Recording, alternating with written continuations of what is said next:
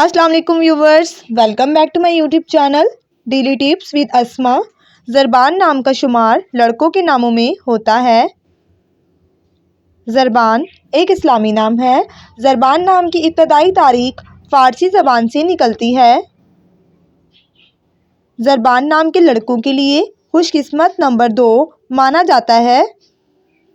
ज़रबान नाम का मतलब है दौलत तलाश करने वाला। खुशकिस्मत दिनों में बुध और जुम्मे का दिन शामिल है। ज़रबान नाम का शुमार इंटरनेट पर सबसे ज़्यादा सर्च होने वाले नामों में से होता है। खुशकिस्मत धातों में हिंसों के हिसाब से चांदी शामिल है।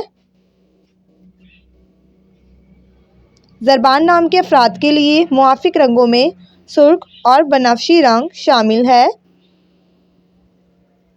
ज़रबान नाम के अफराद के लिए मुआफ़िक पत्थरों में नीलम पत्थर शामिल है। फ्रेंड्स, अगर आप अपने नाम का मतलब जानना चाहते हैं तो कमेंट बॉक्स में अपना नाम लिखें। इंशाअल्लाह हम आपके नाम की वीडियो ज़रूर बनाएंगे। Thanks for watching. अल्लाह।